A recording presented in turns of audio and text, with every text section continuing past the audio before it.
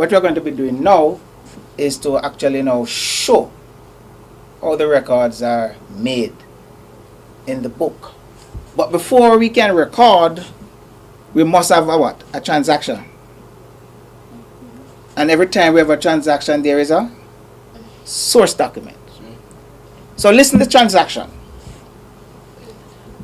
Purchase goods on credit from S. Thomas.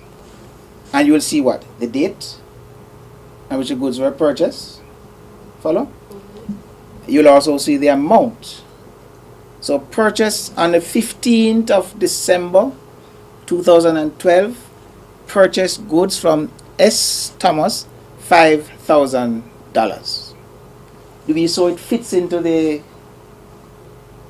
form? Purchases book. So we have the date. What was the date? 15. 12? Yeah. 12? Yes. What are we going to put in the details? S. Thomas. Yes. Because that tells us who is the supplier. Source document would be the purchase invoice. Yeah. And that purchase invoice carries a number. So you can always trace back that particular transaction. Let's assume that that number was 001. So we put in the invoice number. That column, which is called folio,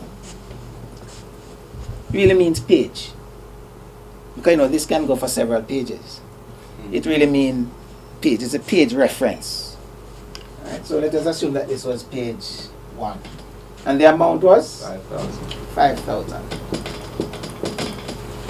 Now if you can do that one time, you can do it 1,000 times. What are we? We must ensure that we have the date, we have the particulars, we have the invoice number, and we have the page number, and we have the amount. And even at this early stage in accounting, you can now do that. Right? How did we know which book the transaction should be recorded? Because it mentioned purchase goods from S. Thomas. If those goods were purchased paying cash, what book would it be recorded in? Cash book. The cash book. Once you mention cash, we go to the cash book. What we mention the name of the supplier, it means that it's credit purchases. And credit purchases go into the purchases book. This teaching series is a production of Carlong Publishers Caribbean Limited.